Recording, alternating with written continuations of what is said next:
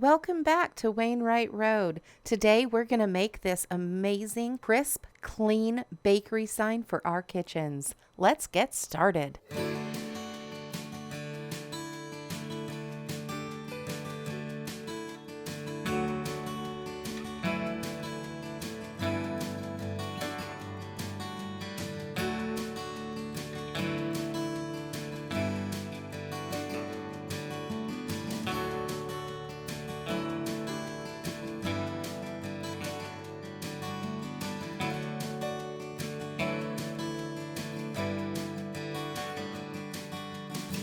Welcome to Wainwright Road.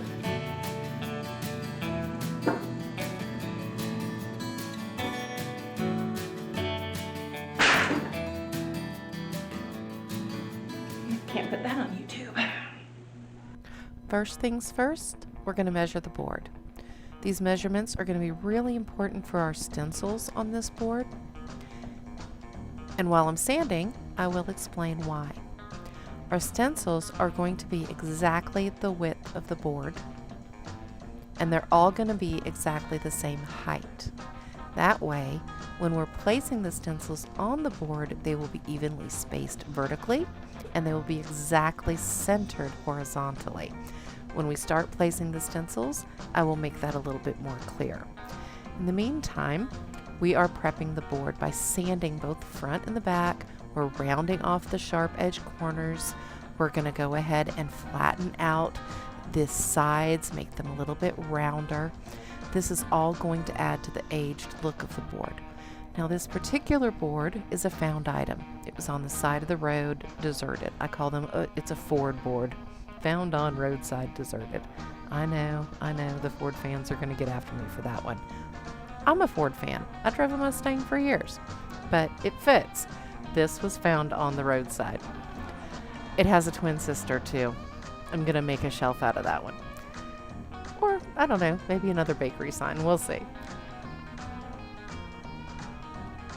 This is the first coat of paint. This is homemade chalk paint in the color gypsum. It's a flat paint that I have mixed locally from PPG, and I just pour it into this jar, and then I mix up a chalk solution and shake it all together to make my own chalk paint. This is coat number 2, and this is what it looks like after the third coat. Now we're going to apply the stencils. So I cut these with my Cricut. The first 2 were cut on scrap pieces of vinyl. So the first one is full form. The second one's a little hinky.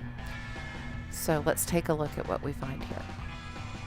We are going to pull the B for bakery off of the stencil. And you'll see here I'm putting it on the backer for my transfer paper, because this transfer paper, y'all, it's on its last leg. This is the last time I'm using it. But I always save the interior guts, as it were, of my stencils, because I can now use this and do a whole different bakery sign, either using the letters themselves or using them as a reverse stencil. So I'm going to collect all the letters, and I'm just going to leave them right there on that square. Now I'm going to do the same thing. I'm going to go ahead and peel out all of the innards for the rest of the stencils off of the big square. I'm going to collect them all, and now I'm going to cut them all free. Each one of these stencils, when I make them, I make the square, and I have the Cricut cut out the square, which you'll see in just a second. And right now I'm just sort of lining them out. This isn't going to be their true placement. I'm just sort of getting an eye for what it's going to look like. Make sure I have enough room for everything and that I didn't completely ruin my measurements. It's looking pretty good. Everything's going to fit. So I collect them all back up. Clean off my board real good. Now, I didn't know what I was doing. Ignore that. I'm going to pull off the outside rim. That's going to leave just the square that I cut specifically to the width of the board. Using my transfer tape, I'm going to pull down the entire thing, the background and the reverse letter. And I'm going to line up the top with exactly the top of the board. Now I included the top margin that I wanted in the measurements for that particular square. It is larger than all of the other squares. And I left the bottom space under the B of how much space I wanted between the letters. And then both sides line up with the edges. So now I'm going to take the A. This is the one where the scrap piece wasn't quite wide enough. So it didn't line up with the blade right, and it's a little skawamp. I can't talk. A little skiwampus. And so I'm going to have to eyeball this one, which I thought I did a pretty good job. Kind of getting it under the B. Now I'm pushing the top of the A vinyl right up against the bottom of the B vinyl, leaving no space. And that's because there is no background, as it were, at the top of that A. The part of the vinyl that's protecting the background from my colored paint is going to be the bottom of the B. Nothing on the A is going to protect that. Do you see the K? How there's nothing at the top of the K to protect? I have to push it right up against there. This is going to guarantee that the space between all of the letters on the vertical is exactly the same. Because when I set the letters up in the Cricut, I made sure that the measurement at the bottom of every letter was exactly the same. Do that with all the letters, all the way down. Now, I did mess up my measuring, because I ended up with extra space at the bottom of the Y. The margin should have been the same top and bottom. I don't know where I messed up, but yet again, I'm upset with my high school math teacher because he was correct, and I should have paid attention. But I got to make a really cute little filigree stencil and put a design at the bottom. You'll see it in just a minute. I didn't actually, film that part because it was an afterthought. This is more of the gypsum paint, and I was going to be all precise and use my little brush and paint all the edges in so that if anything bleeds, it's the same color as the background. And yeah, that lasts about 2 more seconds. And then it's this is just silly. Hey y'all, watch this. Get the big brush. Just paint it on there.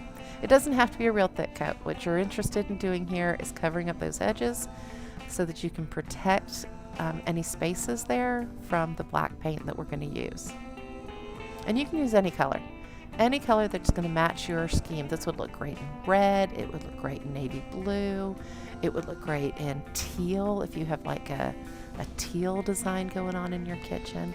I'm a black and white and gray, kind of farmhouse girl. So that's what I'm going with. And you'll notice that I'm going in different directions here. I'm going diagonally, the whole works. Once that's had time to set up and is, mostly dry, I'm going to go ahead and use a makeup sponge, one of those triangular ones, and I'm going to just pounce on gently at first, just get the edges in. I'm going to stencil in all of the letters.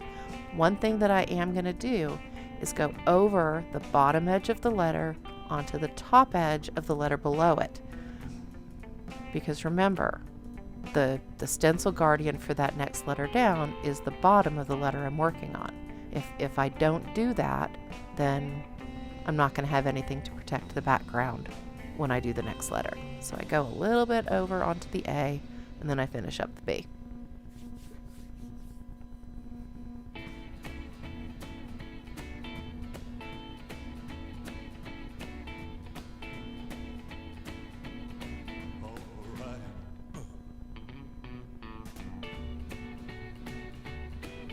You can't really make a mistake doing it like this because you can always touch up the background.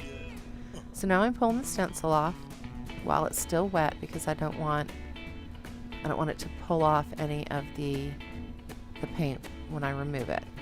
And I'm using a safety pin because I cannot find my weeding tool that came with my Cricut. It's around here somewhere, but it'll turn up. In the meantime, anything sharp and pointy will do.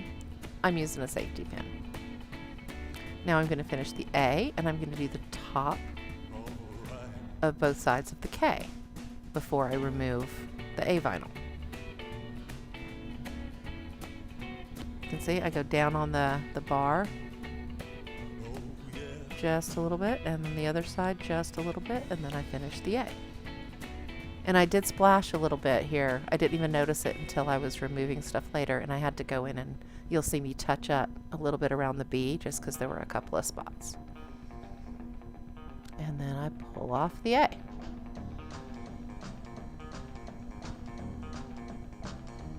This is temporary vinyl, by the way. I did get it from Cricut. It was on sale. But it's just the temporary stuff. It's not the permanent vinyl. You can use permanent vinyl because you're removing it so quickly it won't have time to really set up and adhere, but I prefer the temporary. And now we've gotten all the way down to the Y and we're pulling everything off. So you see how it's not centered and there's all that space down below the Y? That's why I make myself a little filigree. Yep, there it is. The filigree's on. And see, I even saved that. It's on a piece of that shiny paper, like a wax-coated paper, so I can save it later. And this is me touching up my little mess. I made a mess.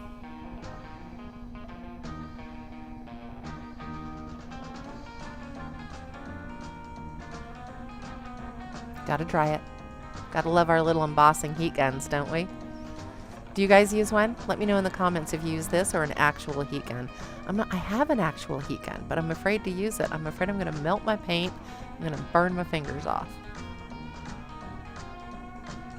It took like 3 or 4 coats to cover this one tiny little black dot, but it was going to drive me nuts if I left it there.